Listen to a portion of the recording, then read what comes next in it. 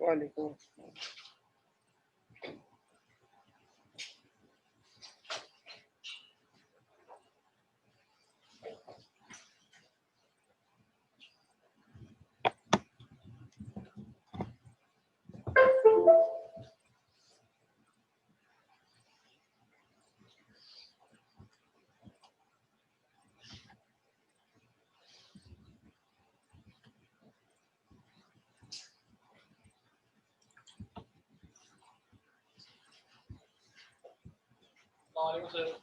वालेकुम अस्सलाम।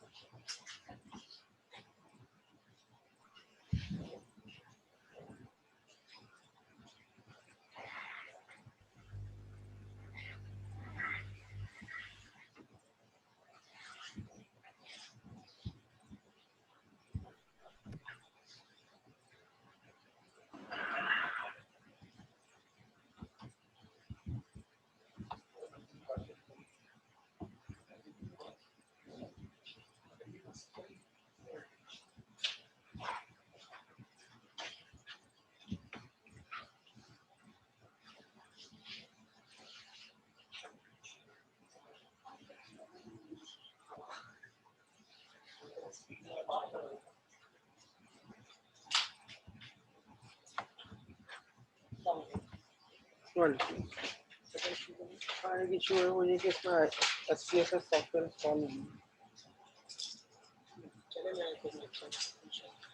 ठीक है। और वो JS ऑडिटोरियम में जो लैपटॉप रखा है उसके ऊपर भी इंस्टॉल नहीं है। SPSS में मिनी टैप किया था उसके लिए। अब आपका नाम क्या है? आशिफ। आपने इसमें भी SPSS इंस्टॉल करना है और वहाँ पर, ताकि कल क्लास में कोई प्रॉब्लम नहीं। ठीक है, इसको भी इसलिए कर दीजिएगा कि यहाँ पर दोनों दोनों हाँ 4 दिन वहाँ है, तो मुझे SPSS के लिए लाजमी है। आज मैं डिले कर देता हूँ, आज मैं कुछ और काम करा देता हूँ, लेकिन नेक्स्ट क्लास में काइंडली आप इसके अंदर यहाँ से SPSS सॉफ्टवेयर तो मेरे पास अभी भी है, लेकिन इंस्टॉलेशन राइट नहीं होंगे ना मेरे पास। इंस्टॉलेशन राइट तो आप ही लोगों के पास होंगे ना। ठीक है, मेरा मतलब कहने का ये है कि सॉफ्टवेयर तो ये पड़ा हुआ है मेरे पास, ये रहा मेरी USB में रखा हुआ है, लेकिन मैं इसको इंस्टॉल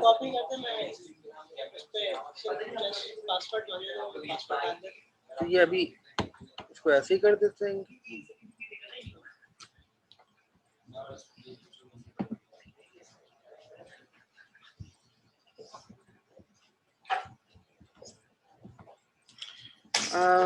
फ्रेंड जरा सा वेट कीजिएगा, एक टेक्निकल असिस्टेंस हो रही है, उसके बाद हम स्टार्ट करते हैं।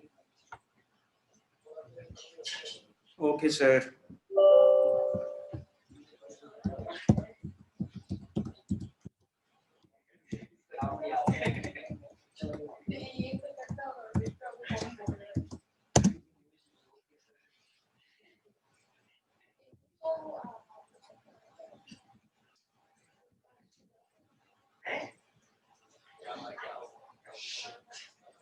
आप काइंडली एक काम कीजिएगा, अभी जाके वहां पर कर दीजिएगा, बस सही है, ताकि कोई प्रॉब्लम ना हो। मेरी कल क्लास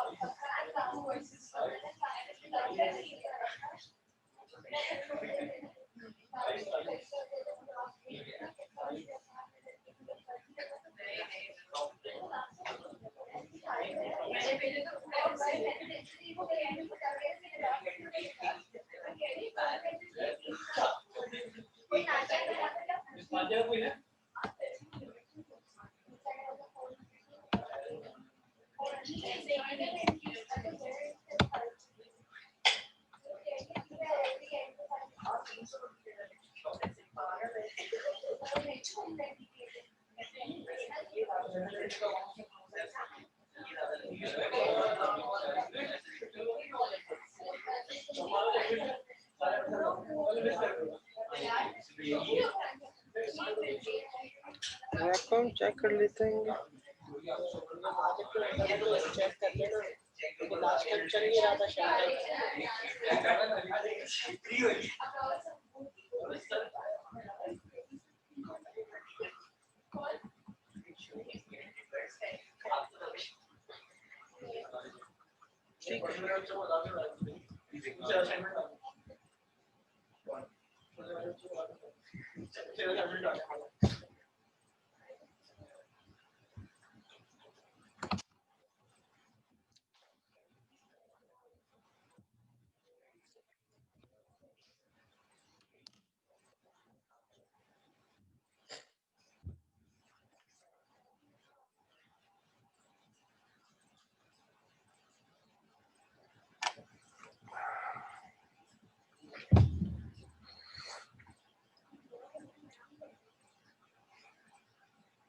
यहाँ हो जाए तो फिर आप जब वहाँ पे जेएस ऑडिटोरियम में क्लास खत्म हो जाए तो आप ले जाके कर दीजिए। वहाँ आईबीएम ये एसपीएसएस पढ़ा होगा वहाँ पर, मुझे भी उन्होंने दिया है क्या नाम है इतना क्या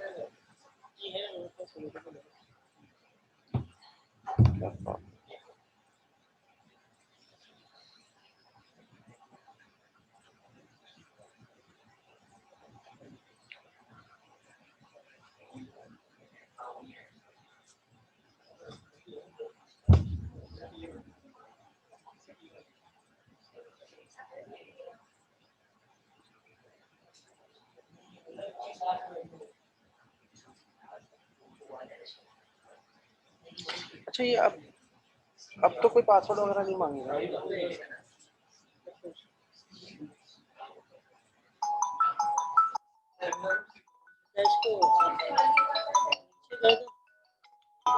स्टेटस भी दिखाता रहेगा, स्टेटस देखा दिखाता नहीं रहेगा। मैंने, अभी देख लेता हूँ क्लास शुरू हो गई।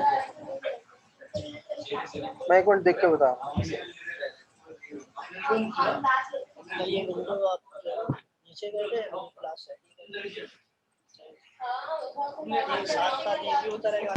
चलो मैं इसको नीचे कर देता हूँ। ठीक है, कोई इशू होगा वो बता दिएगा। आप कहाँ होंगे? यहाँ मैसेंजर को बोल दिएगा मैं। क्या? अच्छा ठीक ठीक। ओके क्लास, कौन सा टॉपिक हम डिस्कस कर रहे थे? हमारा I think major of variability चल रहा था। डिस्पर्जन मतलब वो both are the same thing. तो डिस्पर्जन कंप्लीट हो गया था या अभी स्टैंडर्ड डेविएशन नहीं हुआ था? तो मेरे ख्याल आखिरी टॉपिक स्टैंडर्ड डेविएशन ही तो था।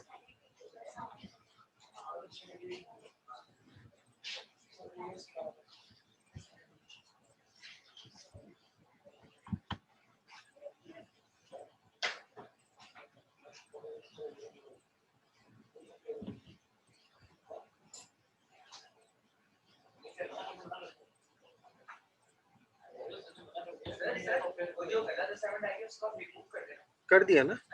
हाँ, नया असाइनमेंट मतलब उसमें 2 क्वेश्चन में प्रॉब्लम था, सारे क्वेश्चन में प्रॉब्लम नहीं था, लेकिन मैंने उसको ये किया कि पूरा का पूरा उसको रिप्लेस कर दिया।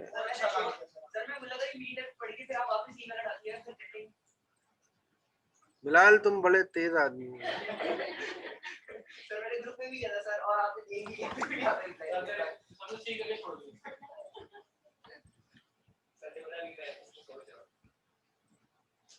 मैं ये देखना चाह रहा था कि हमारे टॉपिक कौन कौन से हो गए थे। अगर वेरिएंस भी मैंने करा दिया तो फिर क्या रह क्या गया था? सर चेबीशेव्स फॉर्मूला नहीं पढ़ा था, उस क्वेश्चन में वो था। वो नहीं पढ़ा था, इस वजह से जो है ना वो मैंने डिलीट कर दिया था उसके अंदर।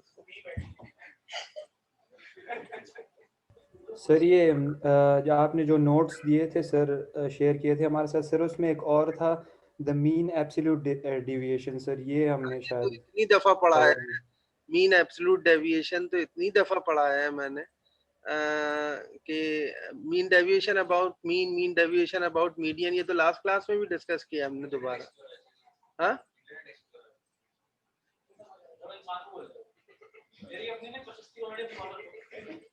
अच्छा, आपका सवाल यही है ना बेटा कि मीन डेविएशन अबाउट मीन आपने कराया या नहीं कराया? बेटा मैंने बहुत दफा कराया है ये। और मीन, अच्छा सर वो फिर मिक्स हो गया होगा मेरे से सर। मैं आपको अभी एक मिनट जरा सा रिमाइंड कराता हूँ, आपको समझ याद आ जाएगा।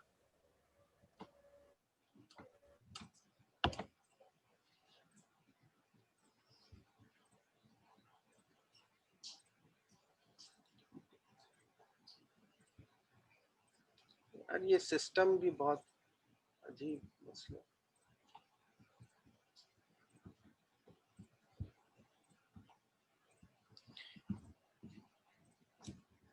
ये देखिएगा जो मैं आपको बता रहा हूँ, मीन डेविएशन अबाउट मीन वाली जो बात आपने पूछी है,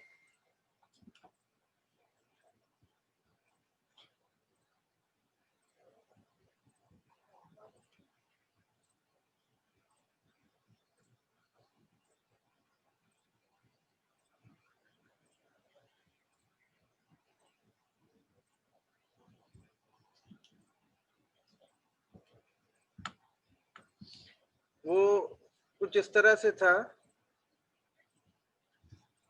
एक्स आई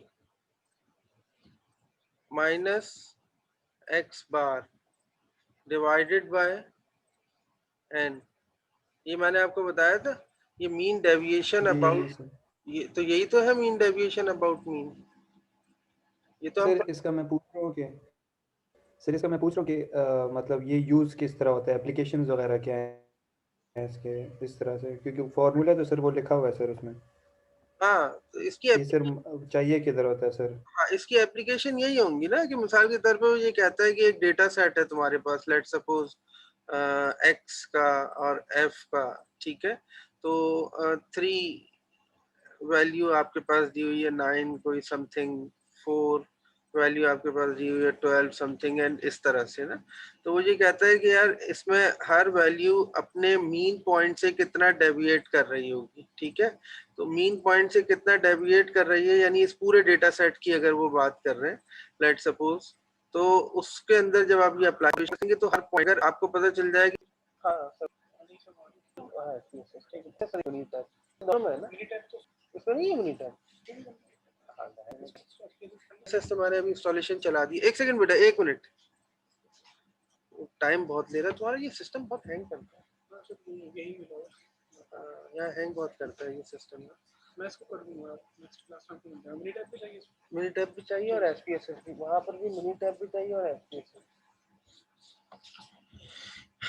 तो ये मीन डेविएशन अबाउट मीन है। इसी तरह मीन डेविएशन अबाउट मीडियन के लिए मैंने ये बताया था कि पूरा फॉर्मूला सिर्फ रिप्लेस हो जाएगा मीडियन से और बाकी चीजें वैसी रहेंगी, ठीक है।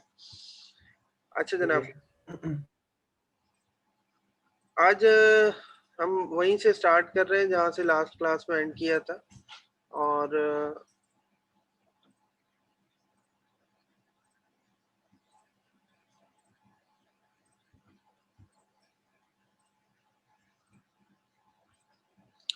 क्या मुसीबत है।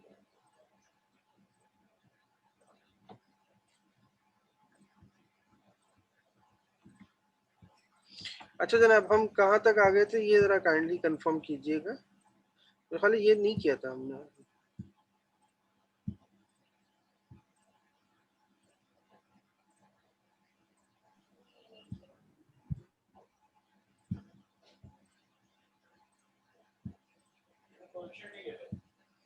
हम्म,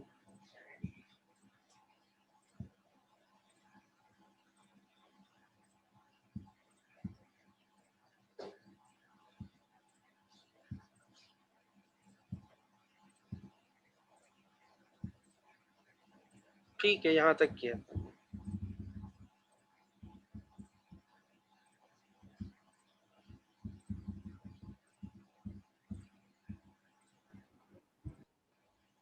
ये वाला क्वेश्चन तो मुझे याद है, हमने अटेम्प्ट किया था, ठीक है।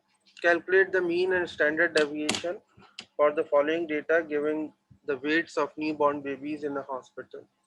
इन्होंने वेट गिवन है, क्लास बाउंड्रीज दी हुई हैं, और हाँ ये क्वेश्चन अटेम्प्ट हो गया था, और हमसे ये कहा था उन्होंने, also find the percentage of babies having wait between x bar plus minus standard deviation, x bar plus minus 2 standard deviation.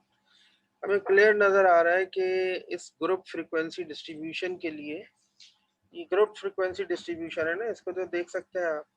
अब इस ग्रुप फ्रीक्वेंसी डिस्ट्रीब्यूशन में क्लास बाउंड्रीज बनाने की जरूरत नहीं है, बिकॉज ऑलरेडी क्लास बाउंड्रीज आपके पास कंटिन्यूस फॉर्म में गिवन है, फ्रीक्वेंसी दी हुई है। अब आप देखें फॉर्मूले में आपको किस चीज की जरूरत है, स्टैंडर्ड डेविएशन। स्टैंडर्ड डेविएशन आप मालूम नहीं कर सकते जब तक का आप जब तक आप वेरिएंस मालूम नहीं करेंगे। तो बेसिकली वो ये कह रहा है कि वेरिएंस भी मालूम करो और फिर स्टैंडर्ड डेविएशन पे जाओ, क्योंकि variance, there is no difference between variance and standard deviation, but सिर्फ हम क्या करते हैं, taking the square root on standard variance, तो we can calculate the standard deviation.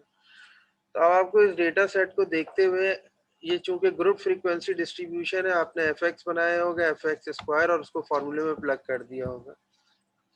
ये देखिए हमारे पास जो फॉर्मूला आ रहा है, उसमें स्टैंडर्ड डेविएशन हमने जो कैलकुलेट की है वो 1.60 आ रही है। एक्स बार प्लस माइनस स्टैंडर्ड डेविएशन जब आप करेंगे तो ये वैल्यूज आपके पास इस तरह से आ जाएंगी, ठीक है।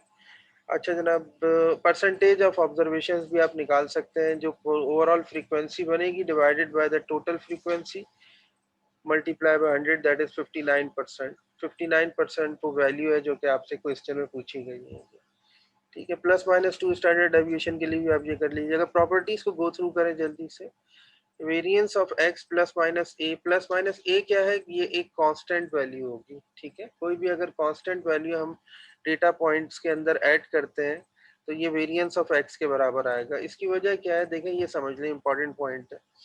ये कहता है कि डेटा अगर फर्ज करो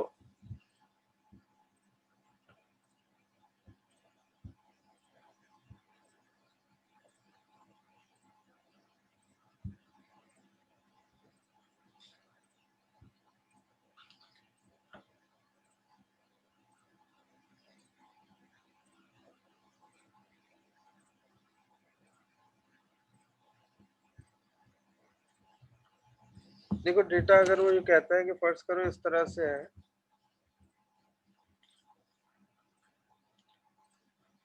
1 2 3 4 5, लेट्स सपोज, तो मैं इसकी वेरिएंस का फार्मूला अप्लाई करूंगा। वेरिएंस का फार्मूला आपको मालूम है क्या है, वो जो आप कैलकुलेट करते हैं एफ एक्स का स्क्वायर डिवाइडेड बाय समथिंग। अच्छा, अब वो कहता है फर्ज करो मैं इस पूरे डेटा सेट के अंदर 5 ऐड कर दूं, +5 +5 +5 +5 +5, तो अब ये डेटा चेंज हो जाएगा ना बिल्कुल। ये बनेगा 6 7 8 9 10। पहला डेटा सेट ये था, दूसरा डेटा सेट ये आ गया, लेकिन ये जो नया डेटा सेट बना है इसमें क्या किया हमने, सिर्फ एक कांस्टेंट वैल्यू ऐड की है ना। तो तुम इसकी वेरिएंस कैलकुलेट करो या इसकी वेरिएंस कैलकुलेट करो, दोनों सेम आएंगे, ठीक है। तो वेरिएंस अगर फर्ज करें कोई कांस्टेंट वैल्यू हम डेटा के अंदर ऐड करते हैं थ्रू आउट द डेटा, तो variance will be the same, वो वैसे ही रहेगी, रिमेन सेम, ठीक है। इसी तरह ये बाकी प्रॉपर्टीज हैं।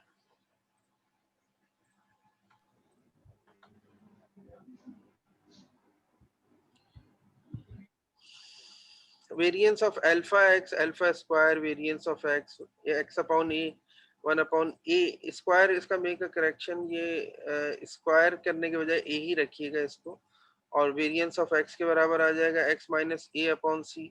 ये ए अपॉन सी को आप इस तरह से कहेंगे, that is 1 upon C square, where A and C are any constant. ये बात इन्होंने बता दी, यानी मल्टीप्लिकेशन और एडिशन और डिवीजन के अंदर वेरिएंस हमेशा सेम रहेगी आफ्टर एडिशन। सर दोबारा समझा देंगे ऊपर वाला फॉर्मूला। ये बेटा मैंने कहा है कि अगर आप किसी डेटा सेट के अंदर किसी नंबर को ऐड या सब्ट्रैक्ट करते हैं पूरे डेटा सेट में, तो वेरिएंस चेंज नहीं होगी, वेरिएंस उतनी ही रहेगी। ये मैंने आपको अभी एग्जांपल करके दिखाई ना, कि एक डेटा सेट अगर आपके पास हो, यहाँ ये कह रहे हैं ना, वेरिएंस और standard deviation is unaffected by change of origin but affected by change of scale. Scale अगर आप चेंज करेंगे तो वेरिएंस चेंज होगी, स्टैंडर्ड डेविएशन भी चेंज होगी। लेकिन अगर आप कोई अपने ओरिजिन से बड़ा जो एक्चुअल डेटा सेट है उसके अंदर अगर कोई नंबर ऐड या सब्ट्रैक्ट करते हैं थ्रू आउट, तो variance will not change, variance और स्टैंडर्ड डेविएशन रिमेन सेम, ठीक है। ये बात मैंने आपको बताई है। तो कांस्टेंट वैल्यू है, यहाँ ये बता रहे हैं where A and C are any constants, दोनों जो है वो कांस्टेंट्स हैं।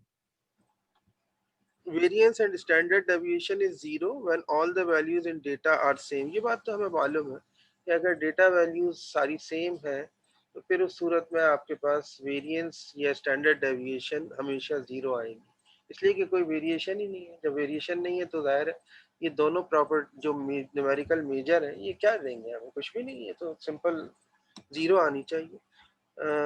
इसीलिए ये कहते हैं कि the variance and standard deviation of a constant, ये कांस्टेंट का वर्ड इन्होंने गलत यूज किया यहाँ, सिर्फ कांस्टेंट नहीं, कांस्टेंट डेटा के लिए, यानी पूरा डेटा अगर कांस्टेंट है, एक जैसा है, तो फिर उस वक्त वेरिएंस स्टैंडर्ड डेविएशन 0 होगी। Like the other measures of dispersion, the variance standard deviation is always greater than और इक्वल टू 0।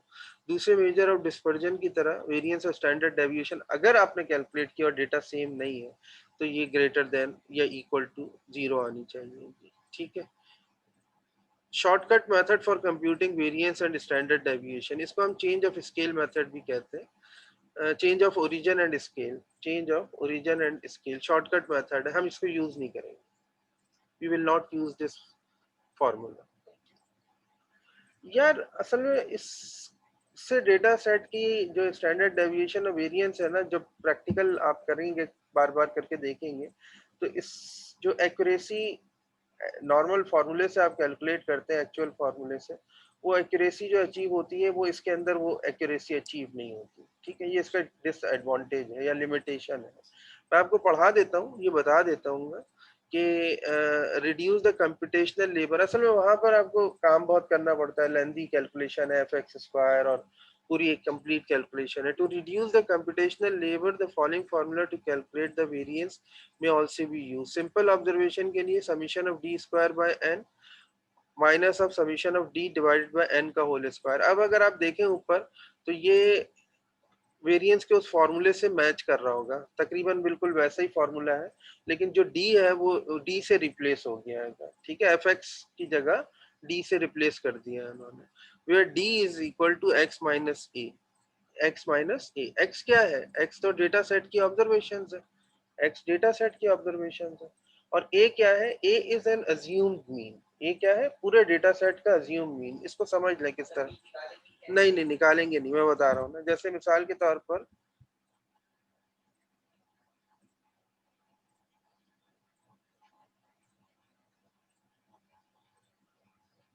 पता नहीं क्या कैसे आ रहा है,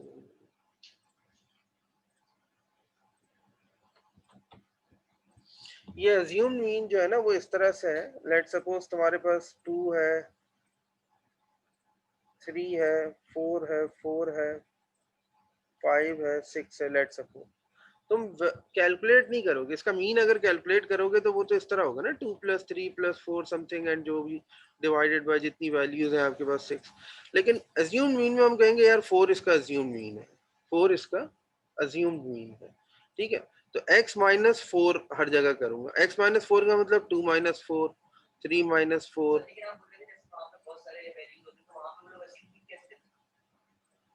वो पूरे डेटा सेट को देखते, अज्यूम मीन सॉफ्टवेयर में तो कैलकुलेट करने का फॉर्मूला है। बाकी ये है कि आप अज्यूम मीन कोई भी अज्यूम कर सकते हैं, मिसाल के तौर पे तुम इसमें 5 भी अज्यूम मीन कैलकुलेट कर सकते हो।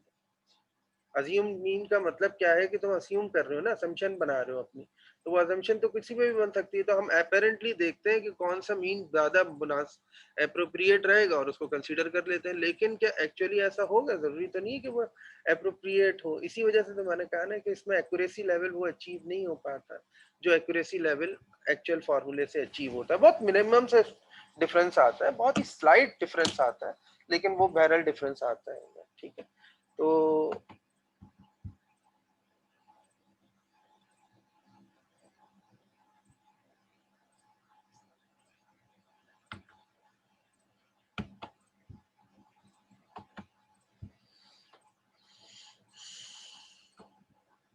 अच्छा ये देखिए इन्होंने कहा भी है, assumed mean क्या है? The any number lies near the middle of the data, जो मिडिल ऑफ द डेटा। अब मिडिल ऑफ द डेटा का मतलब तो ये नहीं है, कॉमन सेंस बताता है कि यार ये तो मीडियन टाइप की कोई बात कर रहे होंगे, अगर हमने असेंडिंग ऑर्डर में डेटा को अरेंज कर दिया तो मीडियन टाइप की बात कर रहे होंगे। This method is called assumed mean method और also known as the change of origin method. देखिए अगर आप डेटा में से कुछ ऐड करेंगे या डेटा में कुछ सब्ट्रैक्ट करेंगे तो डेटा का ओरिजिन तो चेंज हो जाएगा ना, ऐसा ही है ना। मिसाल के तौर पर अगर हम ये कहते हैं कि ये पॉइंट आपका सेंटर पॉइंट है, और यहाँ से हम रिलेटिव डिस्टेंस कैलकुलेट कर रहे हैं जितने स्टूडेंट है, 1 2 3 इस तरह से, ठीक है। तो अब उसके नतीजे में मैं कहता हूँ इस सारे डिस्टेंसेस के अंदर 10, ये जितने स्टूडेंट बैठे एग्जैक्टली उठ के 10 मीटर पीछे हो जाए, तो हर आदमी का जो डिस्टेंस था उसमें 10 ऐड हो जाएगा। तो इसको हम क्या कर रहे हैं, ओरिजिन को चेंज कर रहे हैं, that is change of origin, ठीक है। तो अब यहाँ ये बता रहे हैं कि इस मेथड से शॉर्ट कैलकुलेशन हो सकती है, डी किसके बराबर होगा, x माइनस ए के, ये याद रखना है आपको। ए क्या है, अज्यूम्ड मीन है। बेसिकली अगर अज्यूम्ड मीन आ जाए तो फिर हमारे पास कैलकुलेशन में कोई प्रॉब्लम नहीं है। तो ये कहते हैं कि सिग्मा स्क्वायर यानी कि वेरिएंस बराबर होगा F D square divided by F minus of summation of F D divide by summation of F करेंगे और फिर उस ब्रैकेट का स्क्वायर कर देंगे, ठीक है। तो अच्छा, sigma square for a group frequency distribution, h square height of the interval with जिसको कहते हैं fu square divided by fu square fu divided by f का whole square, ठीक है। अब u क्या है, x माइनस ए, x माइनस ए तो आपके पास d है बेसिकली, और divided by h, a is any assumed mean and h is the size of class interval. This method is called coding method or also known as the change of origin and scale method. coding method भी कहते हैं change, आप method कुछ भी कह लें, basically तो यह है assumed mean की कैलकुलेशन, और वो भी शॉर्टकट मेथड है एक तरह से। Calculate the variance and standard deviation of the following lengths in inches using the change of origin method, ठीक है। आज मेरा I wanted to deliver some important points और concepts regarding the IBM SPSS software. मैंने जो चीज़ decide की है, लेकिन ये सिस्टम पता नहीं किस तरह का सिस्टम है, कब से लगाई हुई है, उसकी इंस्टॉलेशन कंप्लीट नहीं हो रही है। एनीवेज, स्ट्रेटेजी कुछ इस तरह से है कि आज या कल में, आज या नेक्स्ट क्लास तक इंशाल्लाह लजीज हम मेजर ऑफ वेरिएबिलिटी यानी मेजर ऑफ डिस्पर्जन को कंप्लीट कर लेंगे, ठीक है। After completion of major of dispersion, जब ये कंप्लीट हो जाएगा तो हमारा डिस्क्रिप्टिव स्टैटिस्टिक्स ऑलमोस्ट कंप्लीट हो जाएगा। तो मैंने फिर ये डिसाइड किया कि हम एक प्रेजेंटेशन रखेंगे, यानी प्रेजेंटेशन से मुराद एक क्लास रखेंगे, हो सकता है एक हो सकता है 2 क्लासेस हो। ये हमारे ऑनलाइन स्टूडेंट्स सुन लें, इस बात को बहुत इम्पोर्टेंट है कि आप जितने स्टूडेंट हैं ना ACF के, after completion of my PhD एक मार्केटिंग और फाइनेंस के हेड से मेरी मुलाकात हुई। तो उन्होंने कहा कि डॉक्टर साहब आप क्या, मतलब आपकी स्पेशलिटी है? तो मैंने कहा डेटा साइंस की स्पेशलिटी है, data sciences as a data scientist काम करता हूँ और टीचिंग करता हूँ। तो मेरा एरिया जो था वो क्लाइमेट डायनामिक्स का एरिया था, यानी वेदर फोरकास्टिंग का, और इस चीज़ को हम मुख्तलिफ मैथमेटिकल मॉडल्स बना के फ्यूचर की जो फोरकास्टिंग है कि ओवरऑल ग्लोब का टेम्परेचर कैसा होगा, ओवरऑल अर्थ के ऊपर क्या एक्टिविटीज हो रही हैं जो नेक्स्ट फ्यू इयर्स में या नेक्स्ट 50 इयर्स में एक्सपेक्टेड है। ये सब कुछ असल में एग्जिस्टिंग डेटा की बेस पर होता है। तो मैंने उनको जब ये बताया, उन्होंने कहा कि डेटा एनालिसिस की टेक्निक तो आप बाहर फाइनेंस और इस डेटा के ऊपर भी अप्लाई कर सकते हैं। तो उन्होंने फिर मुझे स्टॉक मार्केट का और फाइनेंस का डेटा दिया, तो वो स्टैटिस्टिकल टेक्निक्स हमने उसके ऊपर अप्लाई करी। उससे जो रिजल्ट्स आए वो एक्सपर्ट, जो जाहिर है मैं तो मार्केटिंग या फाइनेंस का आदमी नहीं था, तो वो जो रिजल्ट्स आए उन रिजल्ट्स को इंटरप्रेट कर दिया उन्होंने अपने उसके लिहाज से। लेकिन डेटा एनालिसिस क्योंकि एक डिफिकल्ट काम था, वो एक्सपर्ट नहीं है उसके, तो वो नहीं कर सकते। हम यहाँ क्या काम करेंगे, आप जो ACF के स्टूडेंट हैं, मेजॉरिटी जाहिर है ACF की है इसमें, या बिजनेस एडमिनिस्ट्रेशन है, इवन सोशल साइंसेस के स्टूडेंट भी अगर हैं, तो सम टाइम डेटा एनालिसिस तो उनको परफॉर्म करना है। तो हमने ये सोचा था कि आगे जो एडवांस कोर्सेज आपके आएंगे, इसमें स्टैटिस्टिकल इन्फेरेंस है, बहुत ही इम्पोर्टेंट कोर्स होगा आपका। नेक्स्ट में या नेक्स्ट टू नेक्स्ट सेमेस्टर में आप पढ़ेंगे वो कोर्स। इसी तरह फाइनल ईयर में जब आप जाएंगे तो आपके फाइनल ईयर प्रोजेक्ट्स होते हैं। फाइनल ईयर प्रोजेक्ट्स आपको इसी तरह स्टॉक मार्केट, फाइनेंस और इन मतलब मुख्तलिफ इस तरह के जो इन्फ्लेशन वगैरह से रिलेटेड या बिजनेस मॉडल्स आपको बना के देने होंगे, और फाइनल ईयर प्रोजेक्ट बना के सबमिट कराना होगा, जिस पर आपका ज़ाहिर है पूरा बेस कर रहा होगा, तो वो सारा काम भी आपको डेटा एनालिसिस से ही रिलेटेड होता है, क्योंकि आप काम क्या कर रहे हैं, क्वांटिटेटिव मेथड्स को यूज करते हुए जो क्वांटिटीज है आपके पास, जो न्यूमेरिक वैल्यूज है, चाहे वो इन्फ्लेशन हो, चाहे वो स्टॉक मार्केट हो, चाहे वो टैक्सेशन हो, व्हाटएवर कुछ भी हो है, तो सब कुछ डेटा ही एनालिसिस है। तो आपको वो परफॉर्म करना होगा, तो आपको इंट्रोडक्शन हम देंगे। इंट्रोडक्शन किस चीज का इंट्रोडक्शन, कि आपको सॉफ्टवेयर कैसे यूज करना है, और सॉफ्टवेयर यूज करने के साथ साथ डेटा को एनालाइज करने के लिए क्या क्या टेक्निक्स हैं जो आपको अप्लाई करनी है। तो मैंने ये डिसाइड किया है कि मैं 2 सॉफ्टवेयर पे आपको प्रेजेंटेशन दूंगा। उसकी वजह क्या है, एक सॉफ्टवेयर है मिनीटैब जो मैंने बताया था आपको, और एक सॉफ्टवेयर है SPSS। Some time academic institutions के अंदर ये कोई, मैं इस पे जरा सा एक एक्सप्लेनेशन दे दूं कि ये जो सॉफ्टवेयर का यूज है ना, ये कोई रिस्ट्रिक्टेड यूज नहीं है, इसलिए कि कंप्यूटर्स में एक नहीं, दो नहीं, या 3 अगर सॉफ्टवेयर होते तो हम कट उसके ऊपर वो लगा सकते थे रिस्ट्रिक्शन, कि भाई आपने एकेडमिक इंस्टीट्यूशंस में, यानी एकेडमिक जो हमारी पॉलिसी है वो ये है कि we will always use the Minitab, तो फिर बात खत्म हो जाती है। हमारे पास मोर देन 100 स्टैटिस्टिकल सॉफ्टवेयर है, तो अब हम कौन सा सॉफ्टवेयर यूज करें, ये टीचर्स खुद अपनी मर्जी से और स्टूडेंट्स के साथ डिस्कस करते हुए कोई एक सॉफ्टवेयर अडॉप्ट कर लेते हैं। लेकिन हो सकता है कि आपका नेक्स्ट, लेकिन मोस्टली जो इंस्टीट्यूशंस के अंदर जो सॉफ्टवेयर यूज होते हैं वो 2 ही सॉफ्टवेयर है, मिनीटैब और SPSS, ठीक है।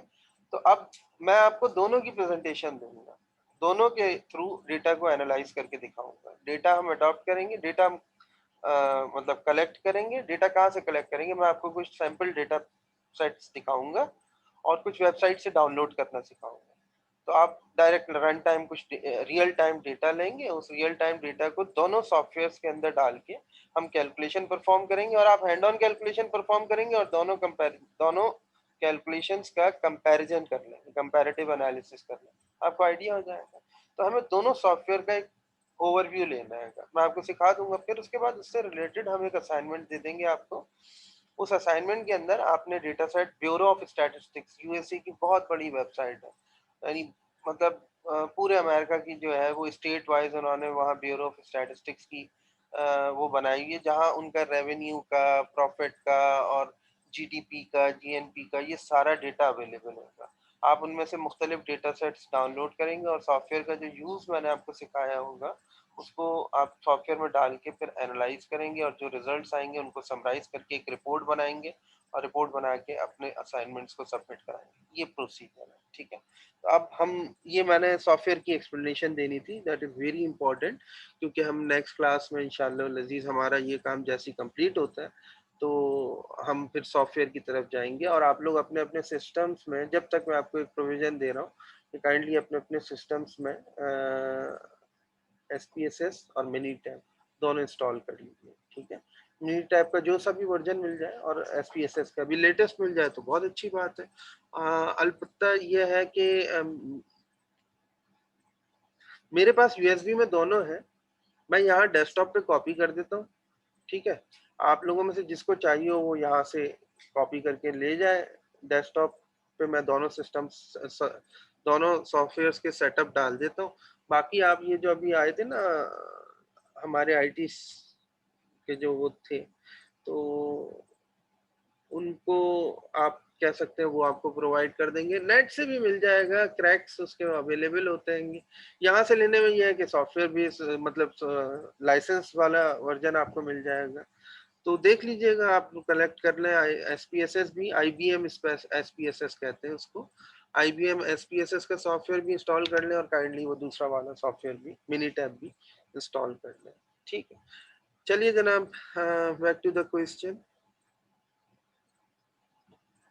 Calculate variance and standard deviation of the following lengths. Frequency array given है हमारे पास। असल में इसको देखकर मुझे याद आया था, इस डेटा को अगर मैं उसमें डाल दूं ना सॉफ्टवेयर में, वो खुद ही इसकी क्लासेस बनाएगा, या अगर क्लासेस बनाने वाला क्वेश्चन होगा, अदरवाइज उसकी फ्रीक्वेंसी कैलकुलेट करेगा, फ्रीक्वेंसी कैलकुलेट करके उसका हिस्टोग्राम भी बनाएगा, उसके सारे मीन भी कैलकुलेट कर लेगा, मीडियन भी, मॉड भी, सिर्फ एक क्लिक के ऊपर सारा काम हो जाएगा। लेकिन ज़ाहिर है हमें पहले तो हैंड ऑन कैलकुलेशन करनी है। जब हमारी हैंड ऑन कैलकुलेशन कंप्लीट हो जाएगी उसके बाद फिर हम इसको सॉफ्टवेयर के थ्रू एनालाइज करेंगे। तो अब आप देखिए इन्होंने क्या किया, ये अज्यूम मीन वाले मेथड से कर रहे हैं। तो variance sigma square summation of D square by N minus summation of D upon N. अभी हमने बताया डी किसके बराबर है, एक्स माइनस ए के। ए क्या है 20, क्यों, दिस इज अज्यूम मीन, ठीक है। अच्छा अब डेटा को देख लेते हैं। क्या डेटा में assume हमने कहा था मिडिल ऑफ द वैल्यूज को हम ले लेते हैं आमतौर पर ना, ऐसा ही है ना, अभी मैंने बताया तो था मिडिल ऑफ द वैल्यू। तो मिडिल वैल्यू में आपके पास तकरीबन 20 नजर आ रही है आपको, ठीक है। तो एक 20 हमने assume मीन ले लिया। अगर हम 15 लेते तो वो मुनासिब नहीं होता, समझ में आ रही ना बात। 15 लेते तो वो मुनासिब नहीं होता। तो अच्छा हमने इसको किसी डेटा सेट के अंदर असेंडिंग ऑर्डर में अरेंज भी नहीं किया, हमने उसको ऐसे ही रहने दिया, ठीक है। अच्छा जनाब, तो ये d is equal to X minus 20 हमने किया। तो x माइनस 20 पहले कैलकुलेट कर लें आप सब, ये सारे कैलकुलेट कर लिया आपने, यानी हर डेटा सेट के अंदर से चेंज ऑफ ओरिजिन कर रहे हैं ना आप। जैसे अभी मैंने आपको बताया था जितने लोग यहाँ बैठे हैं ये पूरा 10-10 मीटर एग्जैक्टली अपनी पोजीशन छोड़ के 10-10 मीटर पीछे चले जाए या 10-10 मीटर आगे आ जाए, तो क्या होगा, आपने सिर्फ स्केल चेंज कर दिया, ओरिजिन चेंज कर दिया, बाकी आप एग्जैक्टली है तो उसी जगह पर, यानी उस सिचुएशन तो वही रहेगी, ठीक है। तो x माइनस 20 हमने हर जगह कैलकुलेट किया, डी स्क्वायर की हमें जरूरत है, फॉर्मूले में डी स्क्वायर भी कैलकुलेट कर लिया। अच्छा डी स्क्वायर कैलकुलेट करने के बाद हमने कहा कि सिग्मा स्क्वायर ये आ रहा है समथिंग और स्टैंडर्ड डेविएशन ये आ रही है, ये तो वेरिएंस आ गई और ये वेरिएंस का स्क्वायर आ गया, स्क्वायर रूट आ गया तो स्टैंडर्ड डेविएशन आ गई, ठीक है। अच्छा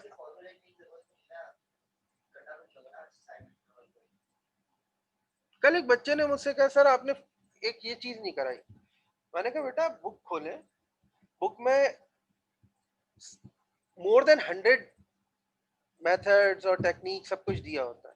हमारा एम्फेसिस ये होता है कि ओवरऑल मैं जब आता हूँ तो लेक्चर बना के लेकर आता हूँ ना, तो उस लेक्चर के अंदर मैं बुक देखता हूँ, ये सारी चीजें देखता हूँ, हर दफा नए नोट्स बनाता हूँ, हर दफा नया काम करता हूँ।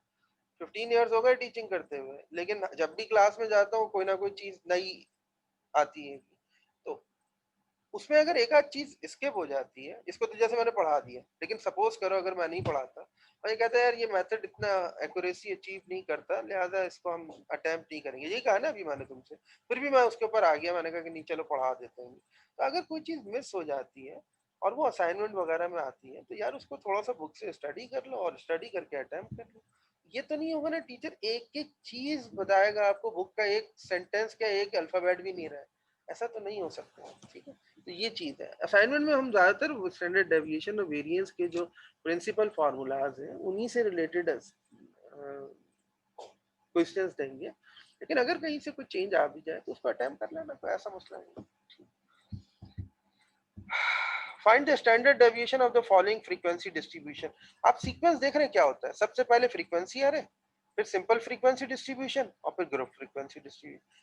क्वेश्चन का पैटर्न एक ही रख रहे हैं, तीनों तरह से हम इसको अटेम्प्ट करते हैं। स्टैंडर्ड डेविएशन और फ्रीक्वेंसी, फ्रीक्वेंसी और स्टैंडर्ड डेविएशन के बाद डी आपने कैलकुलेट किया, इसमें अज्यूम मीन आपने खुद ही 12 कैलकुलेट कर लिया था क्योंकि मिडिल वैल्यू तो 12 ही आ रही है इसके अंदर, और फिर एफ डी और एफ डी स्क्वायर दोबारा कैलकुलेट कर लिया। इसको अगर आप देखें तो इसमें क्या करना पड़ेगा, हाँ क्लास बाउंड्री है और मेरा ख्याल है पहले क्लास बाउंड्री मालूम करनी होगी। क्लास इंटरवल दिए हुए ना हमारे पास, तो मिडिल पॉइंट हमने कैलकुलेट कर लिया, मिड पॉइंट, ठीक है। और मिड पॉइंट इसलिए कैलकुलेट किया कि ये देखो डेटा की वैल्यूज जो है x minus A divided by h करना था हमें ना, तो x माइनस ए एक्स के लिए हमने ये कहा कि 21 इसका मिडिल पॉइंट आ गया माइनस 27। अब देखिए इधर देखें, एक एक दो क्लास, ठीक है, एक दो क्लास, मिडिल क्लास कौन सी बन रही है, ये वाली 26 से 28, इनके दरमियान का एवरेज मीन क्या आ रहा होगा 27, वो हमने अटेम्प्ट कर लिया डिवाइडेड बाय h, h क्या है 3, 20, 21, 22, सही है। फिर वहां से 23, 24, 25, तो हाइट ऑफ द इंटरवल को हम क्या ले रहे हैं, दैट इज 25। क्लियर हो गया ना ये बात। अच्छा हाँ वो लेकिन फिर उसमें फिर ये वाला फॉर्मूला हम नहीं लेंगे, x माइनस ए अपॉन एच। हमें तो असल में x माइनस ए अपॉन एच लेना है ना, नहीं x कैलकुलेट कर लेंगे, ठीक है, मिड पॉइंट कैलकुलेट कर लेंगे, एफ यू कैलकुलेट किया, एफ यू का स्क्वायर कैलकुलेट किया आपने, फॉर्मूले में प्लग कर दिया, that is simple, standard deviation आ गई और ये वेरिएंस आ गई, ठीक है। Variance is 9.83 and standard deviation is 3.14, ठीक है। अच्छा जनाब, रिलेटिव मेजर्स ऑफ डिस्पर्जन, हमने स्टैंडर्डाइज मीन पढ़े तो उसमें पता चला मीन है, मीडियन है, मॉड है। उसमें ज्यादातर यूज जो होने वाला है, कॉमनली यूज जो मीन है वो अरिथमेटिक मीन, या जिसको आप एवरेज कहते हैं, सॉरी एवरेजेस है, उसमें पहला जो है वो अरिथमेटिक मीन है, नॉर्मली हम वही यूज करते हैं, कभी कभार मीडियन भी यूज करना पड़ जाता है, लेकिन मॉड को आपने देखा होगा हम नहीं यूज करते हैं। लेकिन कभी कभी डेटा की नेचर ऐसी होगी कि मीन और मीडियन वो वर्थलेस होंगे, कोई उनका पर्पस बन नहीं रहा होगा, तो उस सूरत में हो सकता है मॉड हमारे लिए एप्रोप्रिएट होना ज्यादा। तो अब ये कहते हैं कि उसके बाद फिर हम आए क्वार्टाइल्स पे, फिर हम आए डिसाइल्स पे, फिर हम आए परसेंटाइल्स पे। तो ये भी तो रिलेटिव मेजर ही थे ना, किसके, सेंट्रल टेंडेंसी के। तो इसी तरह से मेजर ऑफ डिस्पर्जन के जो रिलेटिव मेजर है वो भी तो कुछ ना कुछ होंगे ना, यानी मेजर ऑफ डिस्पर्जन के अंदर तो आपने वेरिएंस और स्टैंडर्ड डेविएशन पढ़ा, रेंज पढ़ा, सेमी इंटर क्वार्टाइल रेंज पढ़ा, लेकिन अब और रिलेटिव मेजर्स कौन कौन से होंगे तो वो ये बता। When we want to compare the variation two or more sets of data, and especially if different sets of data are expressed in different units of measurement, then it will be difficult to compare them. मिसाल के तौर पर यहाँ मैं कहता हूँ एक data आप कलेक्ट करें, यहाँ जो बैठे हुए स्टूडेंट्स हैं उनकी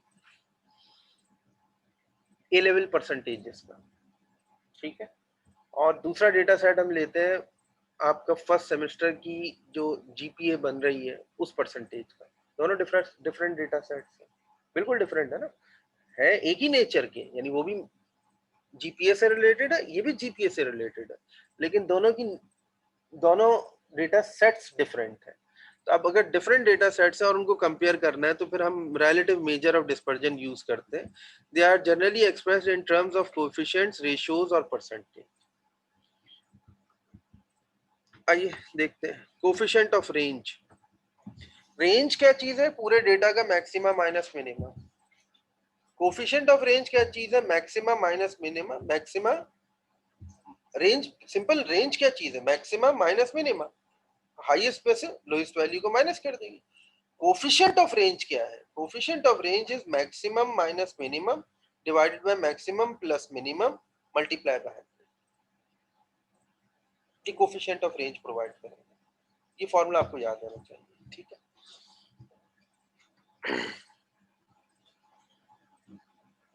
xm minus x naught is equal to xm minus x naught divided by xm plus x naught multiplied by 100.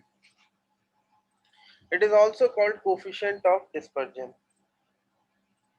Basically तो coefficient of range है, लेकिन है तो dispersion का ही मेजर ना, तो it is also known as the coefficient of dispersion.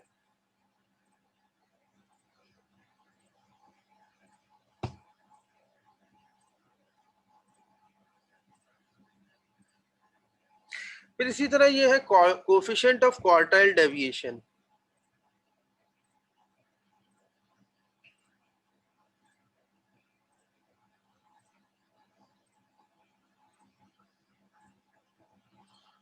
Q3 minus Q1 over Q3 plus Q1 multiplied by 100। जैसे range का था कोएफिशिएंट ऑफ रेंज, ऐसे ही कोएफिशिएंट ऑफ क्वार्टाइल डेविएशन हो जाएगा। क्वार्टाइल डेविएशन का मतलब क्या होगा, क्वार्टाइल तो आपके पास Q1 Q2 Q3 होता है, तो Q3 माइनस Q1 करोगे तो क्वार्टाइल का डिफरेंस आ जाएगा, divided by Q3 plus Q1 करोगे तो ओवरऑल क्वार्टाइल के अंदर जो डेटा सेट है वो आ जाएगा, और मल्टीप्लाई बाय 100 करोगे, that will provide the coefficient of quartile deviation।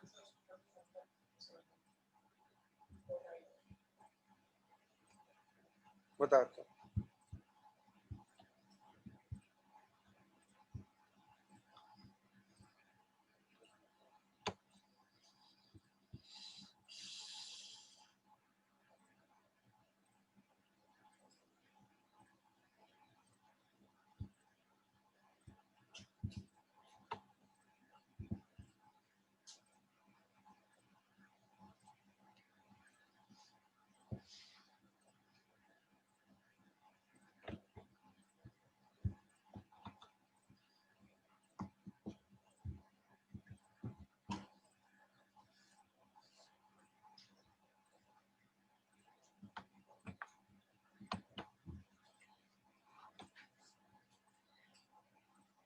Coefficient of quartile deviation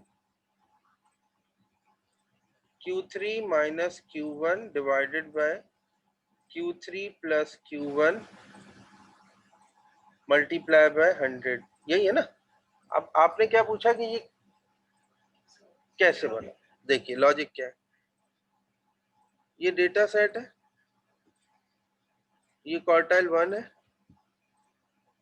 ये क्वार्टाइल 2 है, ये क्वार्टाइल 3 है। लेट्स सपोज सिमेट्रिक डिस्ट्रीब्यूशन की बात कर रहा हूं। अब अगर Q3 minus 1 करूंगा तो स्क्रीन शेयर नहीं है क्या? शेयर तो कराई है।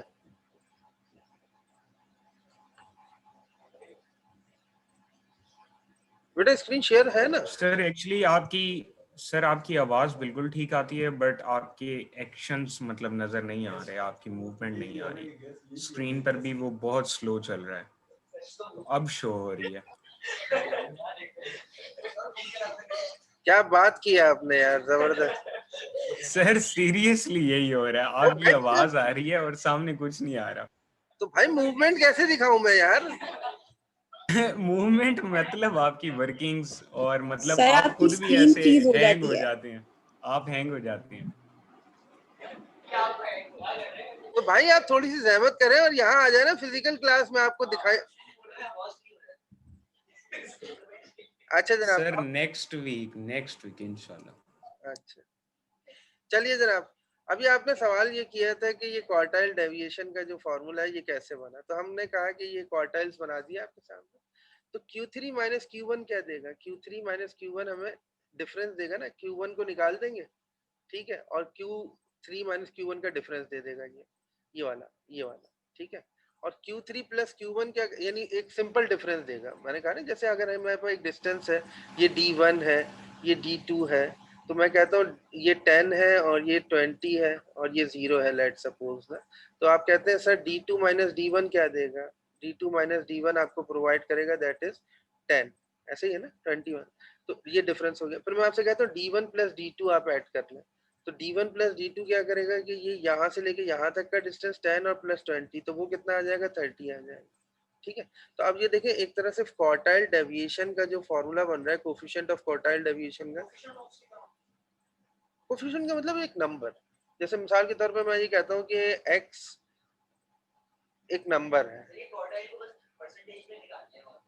मैं बता रहा हूँ ना इनको, इनका एक्चुअल जो सवाल है उसकी लॉजिक बता रहा हूँ कि जैसे एक नंबर है x ना, ठीक है। मैं ये कहता हूँ नहीं x नहीं, x सैलरी है, लेट सपोज। मैंने ओनर कहता है नहीं इनको ट्वाइस कर दो, तो 2 टाइम्स ऑफ x बन गया। वो कहता है 5 टाइम्स कर दो, तो 5 टाइम्स।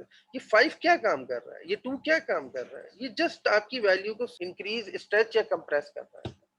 तो इस तरह से हम कोई एक वैल्यू निकालते हैं जिसको क्वार्टाइल डेविएशन का कोफिशिएंट कहते हैं। वो जितना बड़ा आएगा इसका मतलब है डेविएशन उतनी ज्यादा है, वो जितना स्मॉल होगा इसका मतलब है डेविएशन उतनी कम होगी। और इसको भी समझ लें, देखिए क्वार्टाइल डेविएशन इनवर्सली प्रोपोर्शन है किसके? Q3 प्लस Q1, क्योंकि डिनोमिनेटर में है ना ये। इसका क्या मतलब हुआ कि Q3 प्लस Q1 जितना बड़ा होगा, क्वार्टाइल डेविएशन का कोफिशिएंट उतना ही छोटा होगा, और जितना बड़ा डिफरेंस होगा Q3 माइनस Q1 का, वो उसके डायरेक्टली प्रोपोर्शन होगा, ठीक है।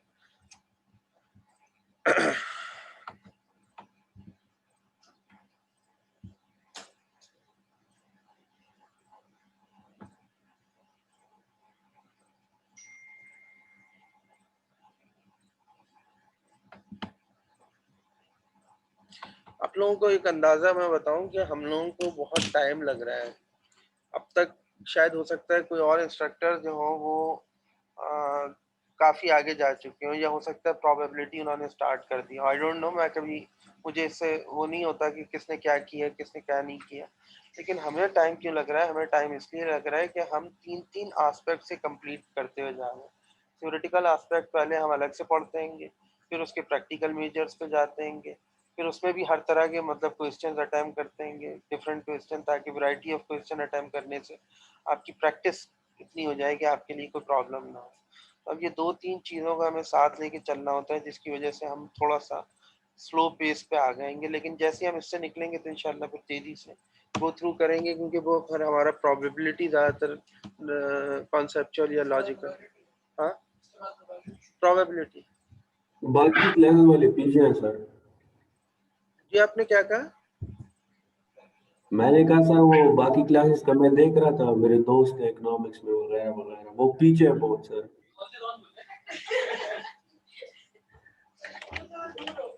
नहीं बेटा समझ नहीं आया आपकी आवाज। अच्छा जनाब, आप मुझसे प्राइवेटली वो मैसेज कर दीजिएगा, वॉइस नोट वगैरह जो बात आपने कही है। अच्छा, coefficient of mean deviation, mean deviation about mean आपने कैलकुलेट किया, यानी X I minus X bar divided by N, और फिर मीन डेविएशन को एवरेज से अगर डिवाइड कर देंगे तो कोफिशिएंट ऑफ मीन डेविएशन आ जाएगा। इसी तरह coefficient of mean deviation about median, simple आपने mean deviation about median calculate किया, डिवाइडेड बाय मीडियन से डिवाइड किया, मल्टीप्लाई बाय 100, ठीक है। कोफिशिएंट ऑफ वेरिएशन, अच्छा ये जो ऊपर हमने कैलकुलेट किए थे ना, कोफिशिएंट ऑफ क्वार्टाइल डेविएशन और कोफिशिएंट ऑफ रेंज, ये नॉर्मली हम कैलकुलेट नहीं करते, सबसे ज्यादा इंपॉर्टेंट ये वाला फॉर्मूला है कोफिशिएंट ऑफ वेरिएशन, यानी किसी भी डेटा सेट के अंदर जो वेरिएशन आ रही है वो कोफिशिएंट की हेल्प से हमें बताएगी कि कितने टाइम्स है, कितने टाइम्स है वो वेरिएशन, कितने टाइम्स है।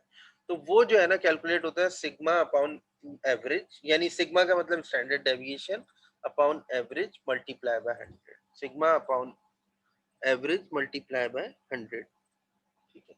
Where sigma upon x bar is referred to as the coefficient of standard deviation, 100 से मल्टीप्लाई सिर्फ परसेंटेज की वजह से कर रहे होते हैं, परसेंटेज कैलकुलेट हो जाती है 100 से मल्टीप्लिकेशन के बाद, ठीक है जरा।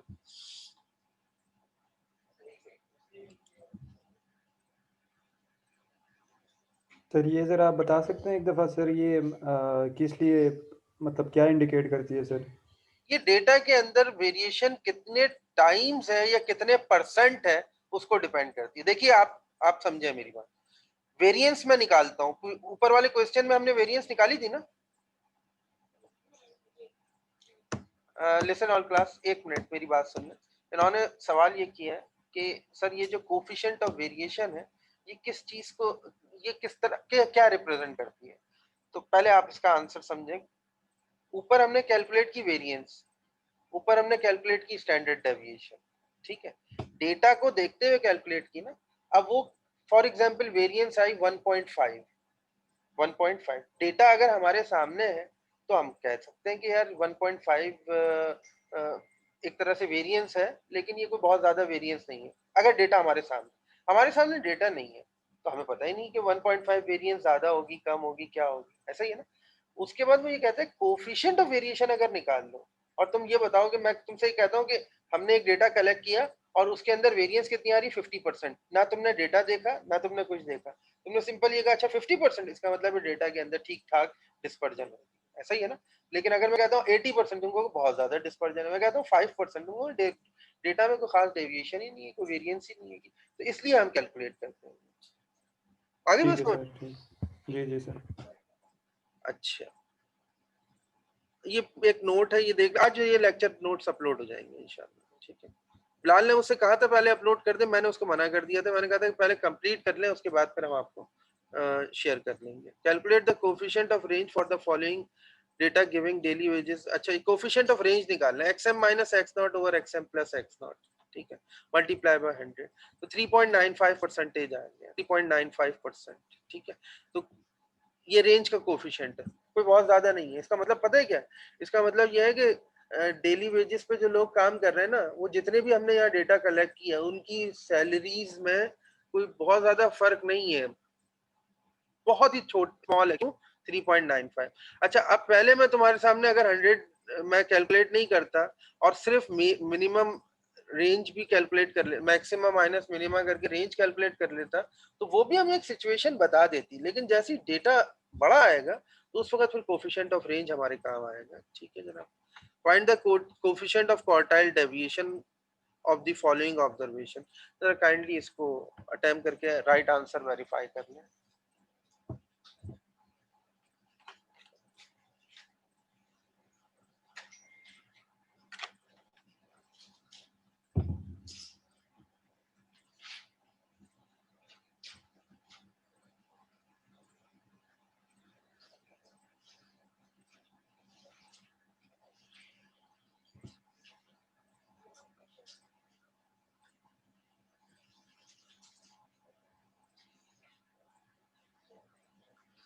कोई तरीका है ऐसा कि तुम लोग सॉफ्टवेयर कहीं से कलेक्ट कर लो, लैब में अगर कर दिया जाए? यूएस लैब अलाउ है ना? सर क्लास में एक बंदे को दे दें सर, तो वो अगर ड्राइव पे अपलोड कर ले तो वो सर हर बंदे के साथ शेयर हो सकता है। सही है, सही है, ठीक है।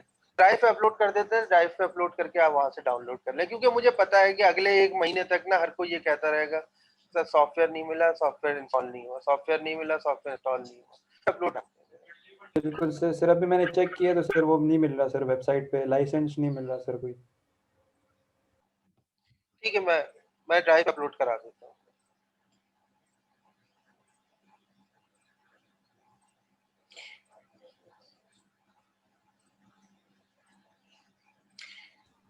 सर आंसर शेयर कर देंगे?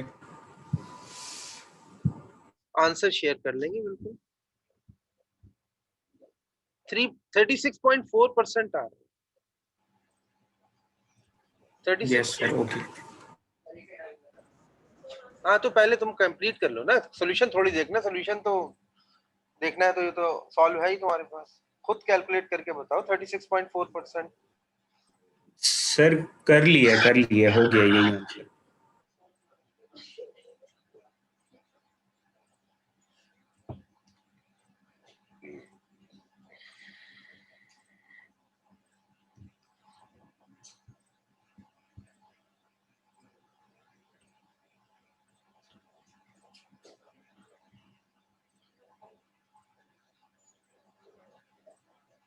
$36.4 is the right answer.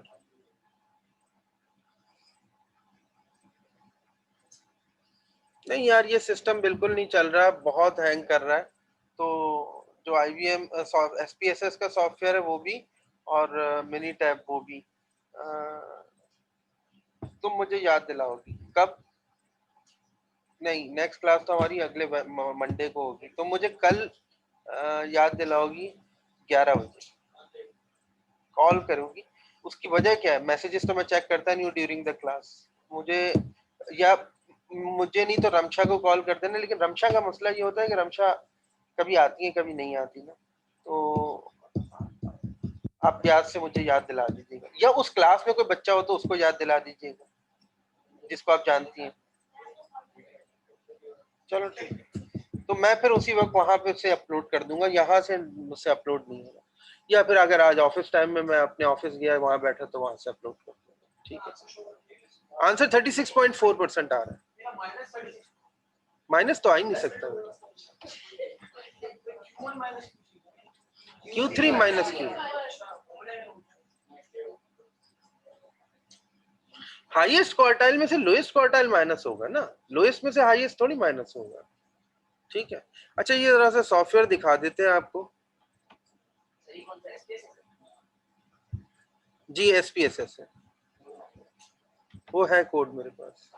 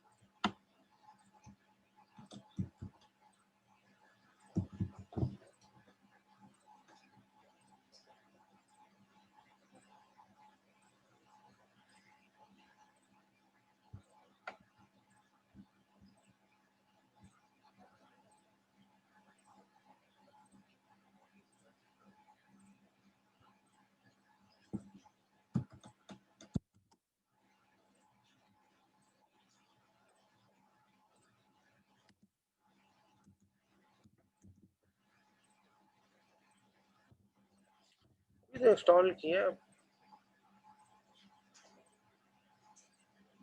Show ही नहीं हो रहा वहाँ पे।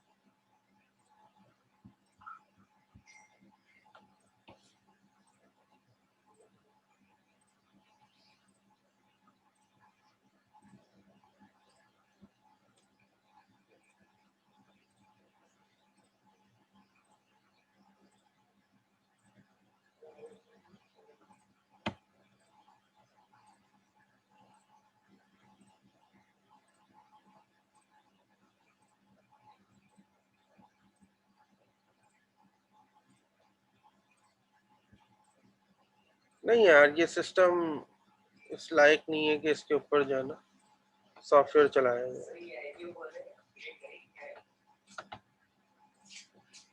फर्स्ट सेमेस्टर है ना तुम्हारा? फर्स्ट सेमेस्टर है ना बिलाल? फर्स्ट सेमेस्टर है ना?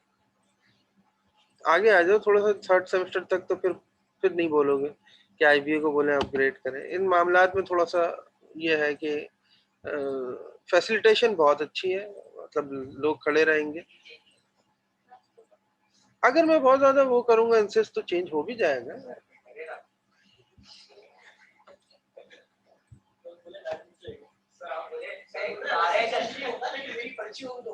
हाँ, क्या कह रहे हो?